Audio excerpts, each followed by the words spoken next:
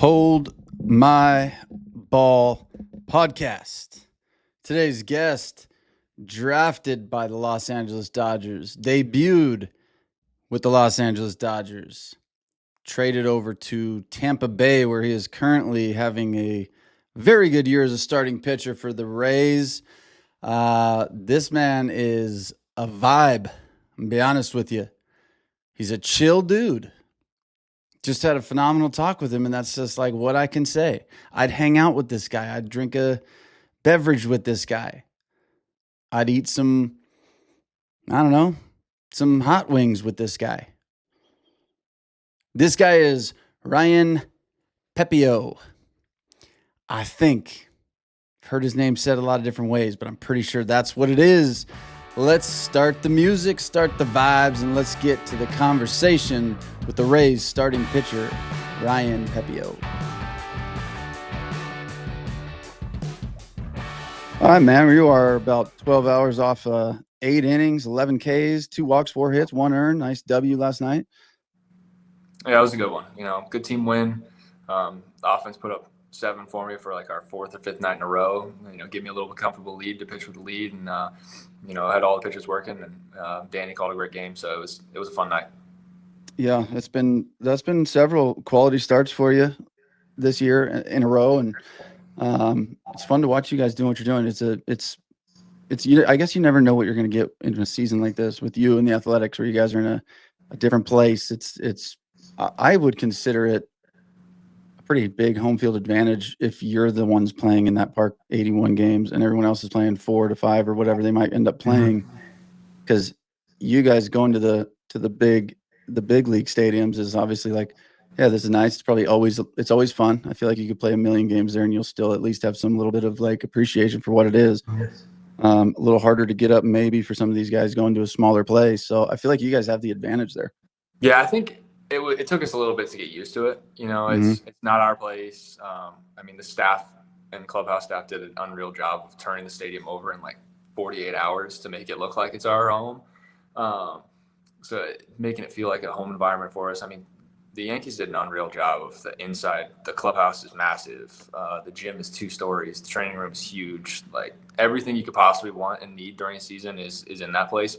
And then, our hitters are taking advantage of the short porch and right and the wind blowing out to right most days, or left, and you see some days where a ball's hit 89 miles an hour that, sneaks out or something like that. And then a guy hits 104 the other way and it just stays in. It plays different every single night.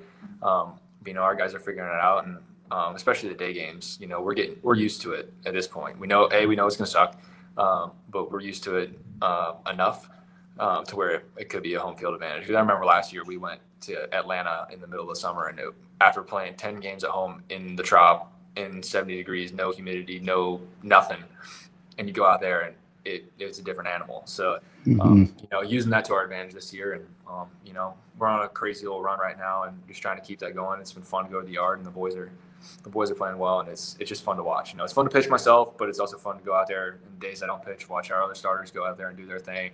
The relievers come close the door, and then watching the guys swing the bat. We've won some games on this stretch that it's been a different way every single night. Like one night we hit 4 homers. One night we were playing small ball, come from behind and put up 4 in the 9th or something like that. And then, in New York this weekend, we put up 5 and 6 in an inning. We're winning baseball games differently every single night, and it's a different contributor on the mound and then at the plate every single night. So it's fun.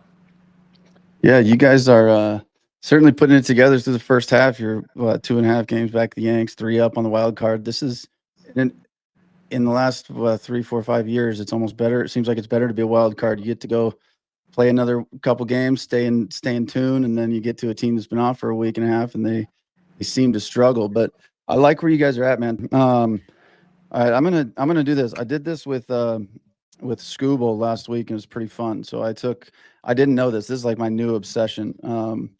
I was trying to find out his numbers against somebody. And then I found the website that shows every batter you've ever faced in your entire life. And I'm like, oh, I got to get on this for everybody now. So I'm going to pick guys. I'm going to give you 4 guys, just their stats, see if you can guess them. I've narrowed this down for you because there's they're all going to be in division here in the AL East. These are all AL East guys. All right. And I also went with the top. I'm not going to ask you. Some dude's 0 for 2 with a punch out in the double, and good luck. So I picked the guys you've seen the most. Right. And there's 4 of them, and 2 of them got your number, and you got the other 2 guys' number. All right. I got to keep it fair here. I can't That's just. fine. That's fine. I think I'm gonna put like 4 names in my head and see if I'm on it. Oh, okay. Okay, I like that. You want to take a second to put some names in your head? I got 2 off the top of my head that definitely probably have me. Why don't you throw these names out there beforehand, and we'll see. All right. You're staying in division. I know Bregman has destroyed me. I know I've only faced him one time in Boston, but I don't know if you've ever counted rehab games. But I faced him rehab games a couple times when I was in AAA, and he would rehab, and I don't know if I've got him out. He's not on this list, so that's good to know that that's good. He's got your number in the minor in the minor so I was leagues. Very happy when I went to Boston the other day and he was not in the lineup. Story's booked me a couple times. I know I haven't given one up to Judge yet, so that's good. He's tried. He's gotten close. Vladdy, for sure, definitely has my number. Even the times he's gotten out, it's been like 100-mile-an-hour line drive or a ground ball that hit very hard. Who do I own? I'm not going to say anyone I own because I don't want to jinx it and flip it the other direction. Yeah, that's a big piece of why I literally don't talk too much baseball on the show, because I'm not trying to like we had Scooble on, and his next start I was literally nervous. I'm like, fuck, I hope he. Did you tell him that he hadn't walked a guy in 57 batters and then he walked a guy? Dude, I honestly talked so little about what he's been doing. I'm like, I just made it very general. I'm like, you're obviously setting a record every time you take the mound now. It's pretty insane, pretty awesome. And I stayed away from the actual stats of you haven't given up a run, you haven't walked a guy. I'm like, nah, I'm not doing that. No. I don't want to be that guy. Guy's good, man. He's good. He's fun to watch. He is. He's pretty special. It's I'm a big believer. It's I have this thing. It's you're always where you're supposed to be. You're born in what, 97? 97. Yeah, I'm 11. I'm 11 years older than you, and I look at this and go, let's say 15 years ago, right? You were what, 10, 12, something like that, 12. Yeah, I was 20 something, and me and you were always gonna be sitting here talking today together.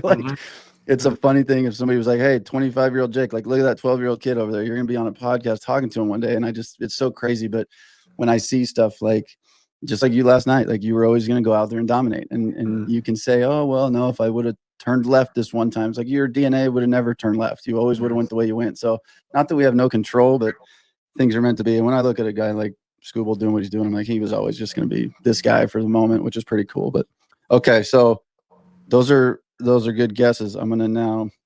Do we still have another guy we were guessing, or did we get them all? No, we got it all. I'm not saying anything I did good. I'm not saying. That's right.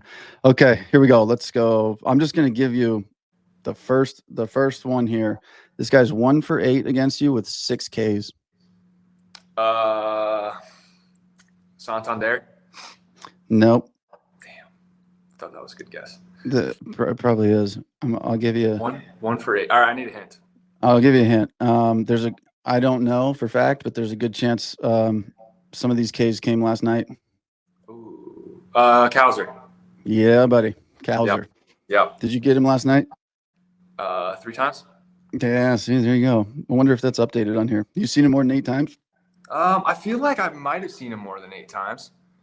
I don't know. He might not have been. I faced Baltimore twice last year, so maybe last night. Maybe last night made it 11. 1 for 11 with 9 Ks. It's a tough gig. He's one or the other, either 1 for 8. All right, you got guy number 1. We'll take that.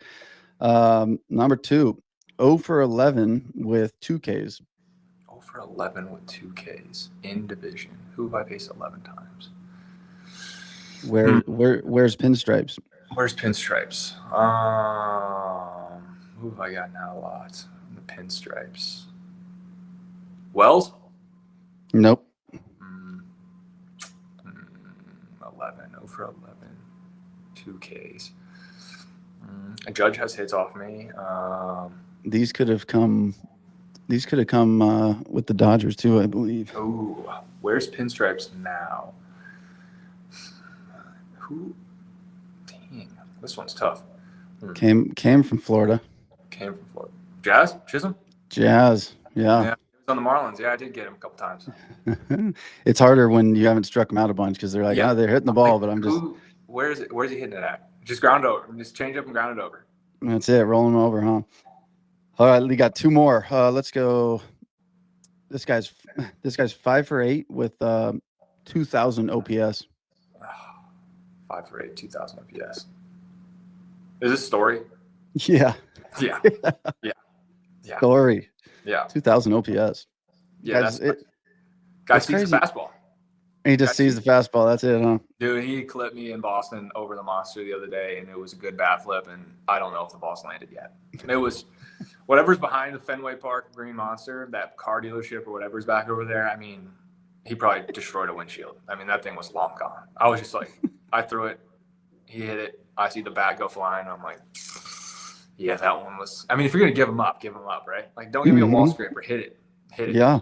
Because I got told, like, one time by a coach, whenever you're going to give up homers, they're going to happen. You're going to give them up. But when you give it up, turn around, watch it, and say, damn, I threw that ball really far. And then it makes you feel a little, like, just like a tiny bit better about giving it up. What a great perspective. Right? That's a big league coach right there. That's big league advice. Mm-hmm. I guess if you give up an absolute tank like that, at least you know, like, that was my fault. I hung that thing. You throw a good pitch and a guy, hits 331. You're like, it's brutal. So I guess it's a good way to look at it. I'd prefer getting one smashed off me too. That means I made a mistake. Mm-hmm. All right. So Story's got your number. Let's go. Last one here. 4 for 9, double, triple with a 122 OPS. Double and a triple. I gave up 1,000 earlier this year. Who had a triple off me? What was it? 4 for what? 4 for 9. 4 for 9. Double and a triple. No homers though. No homers. Did Judge get a triple off me this year? He did, didn't he? I think he did. Yeah, he did. It's Judge.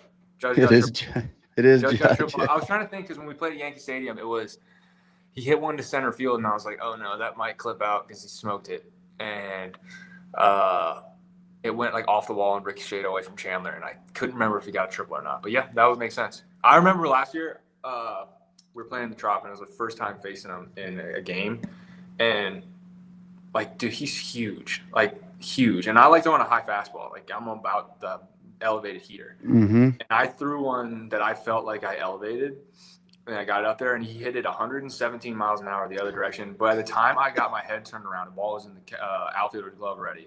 And then I'm like, man, I didn't get it up high enough, but like, it was probably close to like a ball from the top of the zone. I go back and look at the iPad, middle of the zone. Elevated it to his belt. Yeah, elevated to the belt, man. Elevated to the belt. I was like, guys, how do you throw an elevated fastball to Judge? Like, it feels like you're throwing it like launching, long tossing it. But it's like the little league coach. It's like, hit the backstop, like, because the little league kids can never throw the high 0-2, like, get it up there, and they're like, yeah, right down the middle. Same with my high school guys when I used to coach. But maybe you can answer that. Like, we'll move on from this segment, but I put Judge in there to ask you if that's if 4 for 9, what is that? Probably 444 average, 1,200 OPS, but 9 at bats, no home run. Is that kind of a win with Judge, right? Yeah, absolutely. You're just trying to keep him in the yard, like, because he's going to put up 50, 60 homers in a year. You just don't want to give up one of them, Yeah. And a couple of his hits he's got off me too. You have to go back and watch them. Like, we played at home earlier in the year, and I got in on his hands, and he blew up his bat. And it was like a ground ball that just like squeaked between our shortstop and third baseman. And the barrel was flying at the guys at the same time, and he got an infield single. Yeah. And then he had one in Yankee Stadium off me where he hit a ground ball down the third baseline, and it hits the backside of the base and just shoots to the outfield. I'm like, frustrating. Yep, batted ball luck, man. Yeah, but then he'll get 120 miles an hour, and it'll go right at somebody. So they even itself out. It certainly does. It stays in the yard. I can live with it. Yeah, that's a common thing for a few players in the league. Scooble was, I think Ohtani 1 for 9 against him, and he said the same thing. He's like, yeah, but there's about 6 of those outs that were about 115. Yep. And if I keep him in the yard, it's a W. So, it brings me to another question here for you. I think this is one of the coolest things ever. And there's these guys in every generation, but man, to look back when it's all over, hopefully in 15 years, you go, I threw against the greatest players on I mean, Judge is a guy who will go down as probably the best right-handed power hitter of all time until some freak comes in 100 years or whatever. Yeah. Seriously. You know, did you pitch against Ohtani with the Dodgers, or have you thrown against him? Yeah, I threw against him when he was on the Angels in like a freeway series game, spring training. I watched him twice. Yeah. Perfectly fine. You know, perfectly fine. It is what it is. Yeah. But those are the things you look back and go, man, I was we were talking a little earlier just about being blessed to be a big leaguer. And we don't like to use the word luck, but you know, you look back at your job. I was with a big leaguer one time, and he was retired, but we walked out of like a little steakhouse down in San Diego, and he looked up at Petco, and he's like, "Oh, there's my old office." I'm like, "Damn, like that's pretty freaking cool to think." You know what I mean? So to look back at your whole career when it's all over, and not only have that experience, but also like I've faced guys that will be at the top of history books in this league, and it's pretty cool. So it is quite a time to be in the big leagues. It's obviously the best baseball that's ever been played, and it's pretty incredible what you guys do. Now, since we're talking about you and facing guys, talk to me about the Immaculate inning. That one was pretty cool. I knew when I got the first two, I knew I got it on 6 pitches. And actually I did on 6 heaters too. And then Costas came up, and we went first pitch change up, and I just buried it right at the bottom of the zone. And then we did it again, and he fouled it off. And I knew I was at 8 strikes, 0-2. Like this was in the back of my mind, I knew it was a possibility. I literally told myself, this is 0-2. I'm throwing this pitch as hard as I humanly possibly can. And I don't care where it goes in the strike zone. I don't care if he hits it 450 feet and I just threw a middle ball. I don't care. I'm giving myself a chance to do this. And I just threw as hard as I could, and top middle of the zone away, just set up perfectly with 2 changeups and got it. But then the worst part about it, I come in the dugout after I go out there. Guess who's up next? Trevor Story. First pitch I throw, homer. First pitch after the Immaculate inning was a bomb to Trevor. Hey, better for him to be the first guy you see after the inning than the third guy you see in the inning. Yep, exactly. Exactly. Then I would have no chance. Yeah.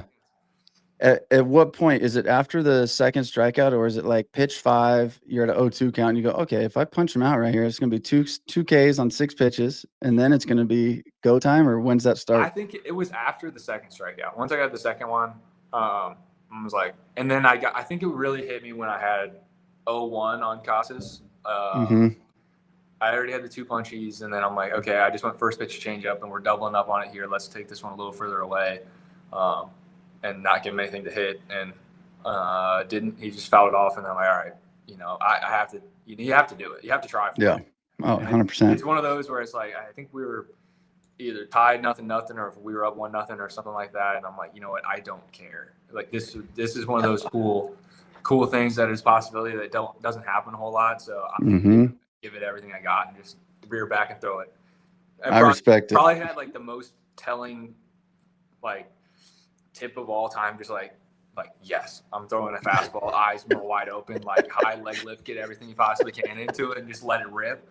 But then just like, the most aggressive leg kick, get it. Oh, wow, here it comes. Everything I got, and just whack, throw it as hard as I can. I love that. But see, that's, I think, for me as a fan, I love to hear that that's your mindset, because you would live with that ball for the rest of your life, going, I mean, I don't know if you see my content, but I'm the guy who, if you're throwing 100 miles an hour, it's not in the zone. I somehow started being this guy that's like ball. I would have had to make a video out of that one. Just come on, bro. You got an Immaculate inning chance, and you don't throw a strike.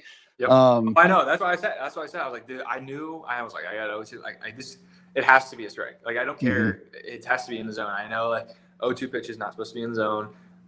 You know, you want it just a little bit out, just a little bit up, and just a little bit down, depending on the pitch. But like, I mean, by the off chance he just auto takes it, thinking that I'm not throwing a strike, 0-2, like I got to give myself a shot and rear back 100%. whatever I got. 100%. You also have hit a hole in one. Which one do you think has a better chance of happening again? I don't know. Neither, probably. I don't know. I mean, I play more baseball and pitch more than I play golf, so probably that. What about in retirement? Are you going to retire and play some golf? Oh yeah. My goal is to retire, live on a country club, play golf every day. Take my kids to school, go to the golf course, play 18 holes, maybe go to the gym, pick my kids up from school, and then, as much golf as my wife will let me play. It's a good retirement plan right there. I'll tell you that. I like that.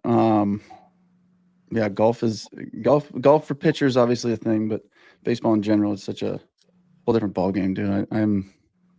I don't know how much of it I enjoy. I'm usually the guy that's either having a great time or by the 14th hole, I'm like, I'm not getting out of the cart, guys.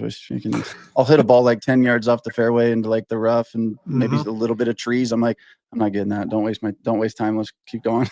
Yep. I get real annoyed. I don't know. Golf's an annoying thing. It's like, but I like it because it's like a mental warfare with yourself, and it's it kind of goes along with the pitching side of things. Like, you hit a terrible tee shot and you're kind of in the trees, and I'm not that good, but I don't play that much, so I'm taking the hero shot every single time just for the off chance that it works. And you play with the caddy, and the caddy's like, hey, just bump it out there on the left and hit it in the fairway and take yourself a chance to go up and down and make your 4, or you walk away with a bogey. I'm like, or I could, hit a buttery fade around this tree, run it up onto the green, and then I could make birdie still. He's like, yeah, or you could play the safe shot. I was like, yeah, but I'm not on the tour. I'm not playing this for money. I'm out here just trying to have some fun with my boys. I'm hitting a hero shot. And he's like, all right, here you go. And then I just skull it into the tree, and he goes, you should have just gone out there and hit it that way. But, but the off skull into the tree. The off chance that it happens, you have to go for it. You have to give a shot. You have to take the shot. I'm with you, dude. I am with you. When I coached in high school, my pitching coach was a pro golfer, amateur. I don't know what you call him, but he had his pro card. And we were playing one day, and he's like, I was getting all irritated. He's like, your chances of hitting like a 7-iron flush or 1 in like 6. He's like, why do you have a 5-iron? Like you're going to stripe it 250 yards to the green. He's like, if you cut those hero shots out, he's like, literally, you'll save 15 strokes on your game. And I literally did. And I'm like, this is so much better. But then I eventually went back to like, what's better? Going from a 102 to a 91? Like, does it matter? No, I want to let this thing fly. Yeah. I want to smoke this. I'm here. He's like, hey, hit a 4-iron out to the middle of the fairway, 200. I'm like, but what if I hit a driver? He's like, it's a dangerous play. The fairway's bottleneck right there, or you could land in these bunkers. But I'm like, but I could smoke it past the bunkers if I get into it. The 1 out of 7. Yeah, I want to see my boys down there go, holy shit. Yeah, exactly. That's what I want to see. Be like watching the ball, like, damn. Or you hit one, he's like, that ball's probably gone. I'm like, I don't know, man. I clipped it. You told me if I can hit it over the trees, if I could get it over them, like I got a chance to have a pretty good look for an eagle opportunity. And I'm like, I did it. And he's like, well, we're gonna find out, Yeah. Yeah. It really, I guess for your buddies that are there watching, it's a win-win either way. Either you hit it right and they're like, oh my God, or you shank one off a tree and they think it's hilarious either way. Exactly. It's a win for everybody. Off the trees, I lose a couple strokes and then they take my money. Exactly. All right, let's see here. We've kind of talked a little bit about this. I'm not big on talking other teams when guys are on teams, but you look at the Yankees, Boston, Dodgers. Those are probably the 3 biggest, teams in all of sports. I guess I hate to say that with international soccer and these sports that I know are big, but really probably have no idea how big exactly. But when you talk about the Dodgers and the Yankees, these are 2, worldwide brands. Yep. To make a major league debut to first get drafted by them and then make a debut with them, how cool is that? It was pretty cool. Like you said, it's well known. I've traveled. My wife and I, we've traveled a little bit, and you see a Yankees hat in Europe. You see a Dodgers hat in Europe. Like it's a worldwide known thing. I think the crazier thing about me going to the Dodgers was I get drafted in 2019. My wife graduated from Butler in May of 2019. Moved to Los Angeles to join a professional ballet company, and then a month later I get drafted to the Dodgers. So it just kind of stars a line, things happen. But it's cool. I'm just a kid from suburban Indianapolis area. Went to Butler University, small of a school that's known for basketball, not really for baseball, and then making my debut with the Dodgers and play in Los Angeles. I mean, it was really cool, and the experience I had there was phenomenal. The people there were great. The clubhouse was awesome. Getting to be with literally play baseball with future Hall of Famers, get to learn from them, watch them go about their business, and just pick little ideas, pick their brains a little bit to see how they go about things. You talk to the Kershaws, the Walker Buehlers, the Dustin Mays, Mookie and Freddie, and just like how nice and genuine of guys that they are to, take time to talk to a 23, 24-year-old kid from Indiana who is just trying to figure it out and give me, confidence that I can do this at this level and pitch. And, it helped me and shaped me into the pitcher I am now to come over to Tampa and have the success that I've had here. And honestly, probably coming over here has been one of the better things that's ever happened to me. I love it here. It's different, the lights are bright in LA, but Tampa, it's a phenomenal place. The people here, there's been a lot of people who've been at both places, so a lot of the philosophy and stuff is very similar. So it was kind of an easy transition. And then once a trade happened, there was a bunch of players that have been both places, and I knew a couple guys that were on the team here, and they're like, dude, you're coming to a good spot. Like, pitching department here is phenomenal. Like, and I wasn't coming alone. I came with John DeLuca, so I wasn't going to be the new guy by myself. And then the staff here was great. The first couple of days after the trade went through, I was just talking on the phone with them, and they're like getting to know me as a person. They're like, dude, I don't care about baseball right now. It's December. I just want to get to know who you are, what your family's like, what you're like, what you like to do. Get to know me as a person. Then once baseball starts, then we'll get into the nitty gritty stuff of that. And, really putting an emphasis on the family side here. And, I can say I've been two really, really cool places to play. I like that, man. That's cool to hear. It is, I think, widely known you guys over in Tampa have some of the best pitching development, at least as far as I know from a fan perspective. Hearing it sounds like you guys are one of the best. Is it how much? And I know from what I've read and paid attention to, you're a guy you got no problem screwing around with things. Let me try this grip. Let me throw it like for fun, and then you end up maybe you find something, maybe you don't. But you have no problem trying things out, huh? Oh yeah. I mean, I've added like 3 pitches during the season this year already. I mean, spring training. I mean, I always kind of like tinkered around with the curveball, and then spring training, I was really playing catch with Shane Boz, and I just was like, you know what, screw it. I'm just gonna try to throw one. I threw one. It was like nasty, and he goes, dude, where did that come from? Why do you never throw this? And Kyle Snyder, our pitching coach, is right behind watching. He goes, bullpen tomorrow. You're throwing 5 of those at least, and we're figuring that out and adding to the arsenal. Trying a different grip with it. And I start throwing it, and I'm like, I can't really feel like I can get in front of the baseball. So I'm like, okay, what if I change to the front side of the two seam? And he's like, oh yeah, you'll be able to get in front of the ball more and control it. So I'm throwing a curveball 5% of the time now, and just slow things down, just add another wrinkle. Take my slider, turn it into a little bit of cutter, so you get it on the lefty's hands a little bit, or use it to a righty down and away so that it looks like a fastball, but I get it off the barrel. And then they're like, hey, have you ever thought about throwing a 2-seam or a sinker? And I'm like, yeah, but you don't want to see me throw that because one might run and then the next one's going to cut. I'm like, I'll show you. I'll prove it. I'm just going to let the bullpen catcher know, hey, this one's probably going to go this way and the next one's probably going to go that way, or vice versa. Just beware. They're like, hey, try this seam shift thing and you'll just get a run ball. Like, you already carry the ball with high carry now. I don't care what the carry is. I just want the carry and the run so you get something running into a lefty. So last few starts, I've thrown 4 to 8 sinker 2 seams. You get a ground ball, just change it to look, and that saves my fastball even more. And you're always tinkering with stuff, and it's fun because it's like when you're out there playing catch, you're like playing catch like you're in the backyard with your buddies when you're trying to throw like Robinson Cano when he was just throwing it underhand, or it's like when you're hitting in the batting cage and you want to be like, I was Ken Griffey Jr. because I grew up close to Cincinnati.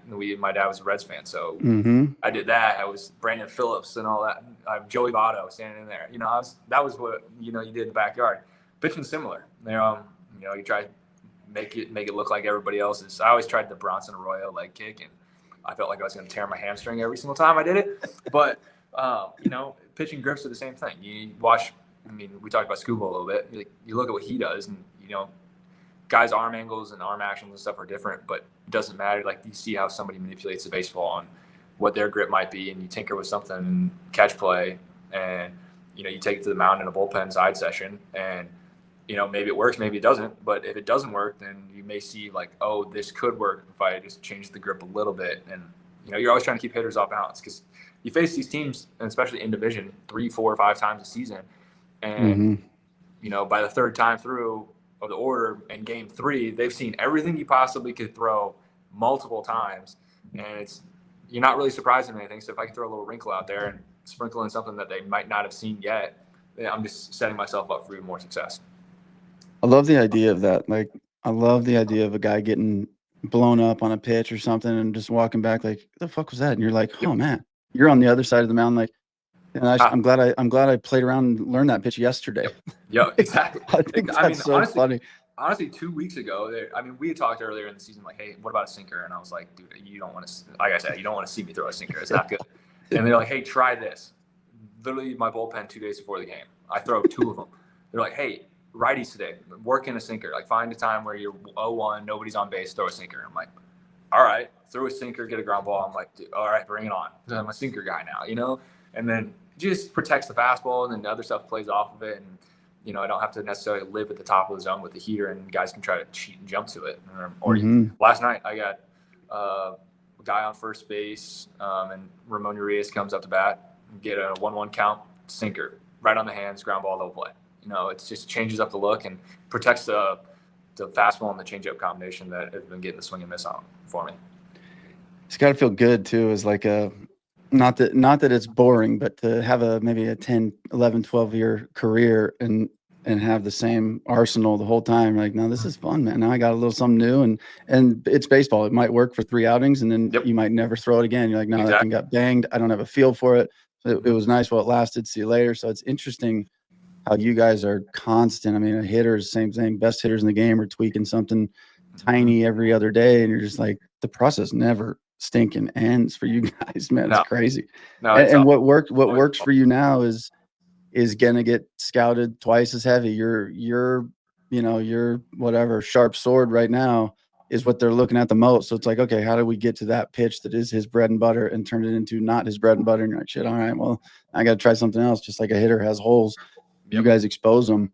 It's a wild game, especially with this technology where they can, or even these batting cages where it's like they could probably have 25 at bats off you on some simulation thing before they get out there, and you're like, I've seen the stuff some of our hitters have. It's ridiculous. Like, they got the iPads that obviously show all the information and then show their at bats, but then they have the iPads that has the tunnel of what the pitcher comes in, a 3D model of whoever it is with their exact pitch metrics, and then also with their mechanics. So you see how like slow or quick a guy's leg lift is, or how slow their windup is, or whatever their slice up is, and then every single slot that, like, if they change it all or anything like that, and then you see the 3D model of the fastball come out, and then the slider come off of it, or a curveball, and like you can see the definition of the pitch. And I'm like, dude, what in the world? How is that possible? And then they have these pitching machines now that are like 3D model pitching machines that come out there, and you just put 20 carry fastball with 8 run, and then I need a slider at 0 and 0, and I'm like, you're literally facing the pitcher before. Then you go out there with. It makes me feel better with our guys, because then they're going up there with a plan, and it's paying off because the guys are just swinging the bats red hot right now. But like you said, they already went up there with 5-10 at bats against the pitcher. Hey, this might be a confidence hack for you and everybody. Not that you need confidence, but speaking of Scuba, I talked to him last year, and he's like, "Oh, dude, I hit off myself in spring training last year," and he's like, what the fuck? No, how does anybody hit this? I'm like, oh, you hit off yourself. And we're like, oh, I will be a Cy Young because I am this good. So if you ever need to know how good you are, jump in. You have a bad start, let me go take some ABs off myself to remind myself how good I am. I like that idea. It kind of makes sense. I'm going to take some ABs off of Scuba first so I can see how hard that is. Because I think they come to Ups this weekend, and I think we miss them. And I'm pretty sure all the guys are happy about that one. Oh, you guys are going to miss him? We might. There's a possibility. Because I had to go. For you, as a hitter, that makes sense. But for you as a pitcher, I'm sure you would love to start against him and beat him. I did last year, but I didn't. You did last year. I didn't. I started against him last year, like second to last series of the year. Started against Detroit, and it was against Scuba, and he went 7 shutty, and I did not go shutty. Yeah, I guess as good as he is now, that was pretty much the start of it. That that quarter to back half of that season last year was like, okay, he's on a different level. Dude, next level. Yeah, it is wild. But sitting in the dugout, I'm not gonna lie, it was cool to watch, because like you're like, this guy's doing it, man. Like it's Mhm. always, don't do it to our guys. All right, you can do it to other people, but not to our guys. Sit in the dugout and sit at home and watch you do it to somebody else would be better. Yes. Talk to me about the team a little bit. Who's the guy? If we're gonna have somebody, I feel like you could be the answer. So we're gonna say you're not allowed to answer with yourself. But All right. if there's somebody in there, who's holding the mic, who's the mic guy on the bus, who's the funny guy, what's the vibes around there, and who's who? Who would you guess? And then I'll say the answer. Who would you guess? I'm not the mic guy. I don't have enough service time. I do sit close to the front of the bus, which is a little weird because I only have a little over 2 years going into the year. But we also don't have a whole lot of high service time guys on this team. But I don't hold mic. Who would I guess is the mic guy? Let me pull this up. I'm gonna go through your roster fast just to give myself a fighting chance at picking somebody that makes sense. Let's see. Tell me this: pitcher or position player? Pitcher. Pitcher. Okay. Well, this is almost impossible for me. Shoot, dude. Let's go with how's Clevenger? Clove doesn't do it. Way off. Way off. Clove's real quiet. Clove's real quiet. He can is he? But he's quiet. This is my dark horse. Who is it? Tell me. You got to tell me. Pete Fairbanks. It is Fairbanks. It is Fairbanks, huh? Oh yeah. See, crazy eye Pete's out there on the mic, and he's letting the guys have it. He is, huh? His mix of music is interesting. It's a lot of Blink-182 kind of stuff. Really? Love that. So Taylor Walls tries to steal the aux and play a bunch of rap music, and then if Shane Boz gets it, you're getting some country music. But a lot of times we'll throw on he'll put. I think Spotify you can have a jam session thing. You can have multiple people hop in there, so who's thrown the song in on the jam based on what the song is played. If we're trying to have a mellow time, Brandon Lau will take them and not make a jam, and he's got a playlist that's got a little bit of everything. But if we're not trying to hear Drake for 10 songs in a row, we kick Walls off. If Blink-182 has been played way too much, then Pete gets kicked. But Pete takes the mic, and lately we've been in the Mafia games on the bus, and they've been getting wild. Oh yeah. Yeah, they're not as good. We haven't had as many crazy stories like when you played college Mafia, where you knew what everyone did the party on the weekend, and that came up as the killing story of the Mafia game. But Pete makes it interesting, and he's a pretty good narrator. Taylor Walls seems to die first every time. Everyone just likes to kill Walls, and then if he doesn't die, then we automatically know he's in the Mafia. So. And he tries his hardest to sell it, and he sells it. He sold it a couple times and won a game, and I'm like, dude, how did you do that?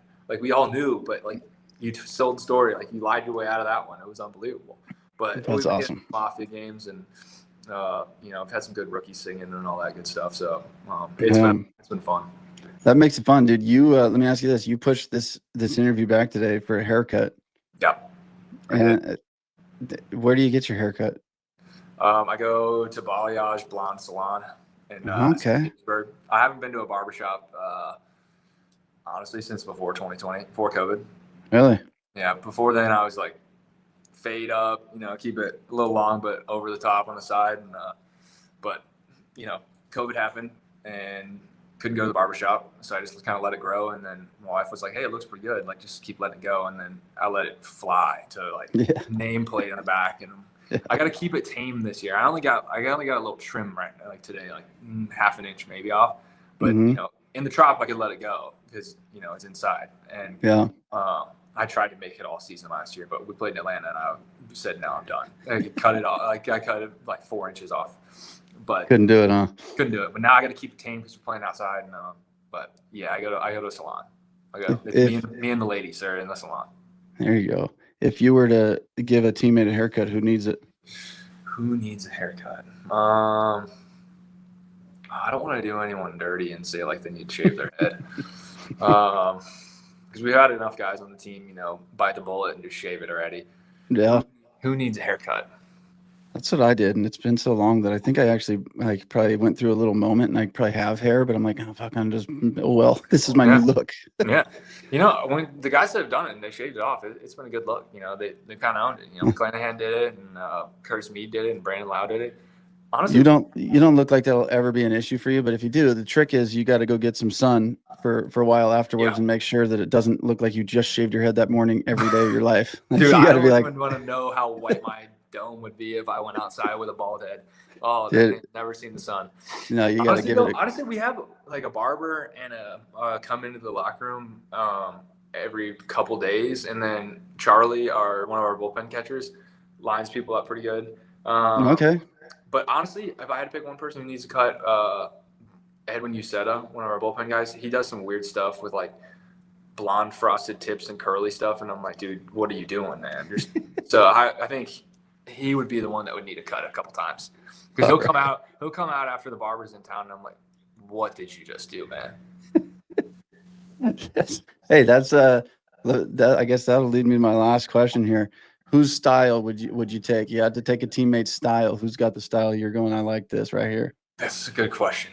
My wife does a pretty good job of picking out clothes for me, so I go with kind of the European style. I like Curtis Mead's style because it's Australian, and I went to Australia this off season, and I bought a lot of clothes from Australia, so I like the style there. So I go with that, or Yandy Diaz. He's got some pretty cool like matching sets, and then he's got some good stuff that he wears. I feel like you gotta really be able to pull off the super match. Like if you're really matching, you got your shoes matching with the shirt or the hat. You gotta like be the right kind of guy, and you gotta do it right. That's something that I'm always like. I always go the opposite. I'm like, if nothing matches whatsoever, then it plays. If it all matches, it plays. But if you're in the middle, you gotta be like, no, I need to go one way or the other. If you're talking about style for you guys, like the tunnel, right? You want to look good. If that photographer's sitting there going, all right, let me put something nice on today. So I love that. I love that. That's you gotta be ready for Friday. They're always there. Depending on where you're at, they might be there. Most of the time, I get to the field too early for the camera person, though, so I never get my photos taken. So it doesn't even matter. But yeah, what time do you get there on starts days versus like what time do you get there? Well, it's same time game. I guess you said you got a late game tonight, 7:30. Yeah, yesterday was 7:30 as well. Start days, I want to be there at least 4 hours before. Okay. I like to get in there 4 hours before I go eat. And then I'll spend the next half an hour going over the lineup and all my notes that I've already had from the previous day scouting. And then 3 hours before on the nose is when I start my routine. Just get in the hot tub, cold, just splash myself. I just literally just jump into the cold tub, shock the body. Jason Hayward taught me that one. He goes, I hate the cold tub, but get out of the hot tub and jump in. And then just jump in and just shocks your system. Hop in the shower, then go in the gym for about 20, 30 minutes and kind of get prepped up and moving around. And then I sit in a meeting, going over the lineup with the pitching coaches and the catchers, and then go in the training room, get stretched from the trainers about an hour before, go get ready in the gym, stretched out, plyos, all that stuff ready to go, and then throw on my uniform and then go outside 35 minutes before, do some band work, do some stuff on the mound on the slope, and then play catch for 25 minutes before, and then go. That's awesome. I've got it pretty mapped out. So yeah. When we have a rain delay, everything just gets pushed a little bit. Yeah. What happens if you have the rain delay like in the middle of the process? Or you're just like, oh shoot. As long as you haven't thrown yet, probably okay. As long as I haven't thrown yet, it's fine. I kind of just stop and just kind of. Usually we know like okay, it's gonna be a 30-minute. It's gonna be a 41. If it's 30, I'll just keep moving. 40 plus to an hour, I'll take a little bit of break and then get going again. I've had a few of those, not necessarily this year, but you just kind of roll with the punch, just go with it. Yeah. Everybody's kind of got to deal with it. You just got to stay loose, and wherever I'm at in the process, just pick up where I stopped, or just keep going a little bit, or do a little bit extra, just because kill some time rather than just sit in my locker and stare into the wall and look at the lineup card even more. And it's like, okay, throw the ball here to this guy, throw the ball here to this guy. Don't throw it here to this guy. Yeah, just a little pregame schedule adversity is all that is, huh? Just deal with it. Let me ask you the last question here, because I always find this funny.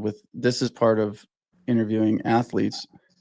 If you happen to go 3.1, give up 6 last night, and you're bounced early, are you still coming on here this morning, or are you like, I'm good, dude? Let me just chill.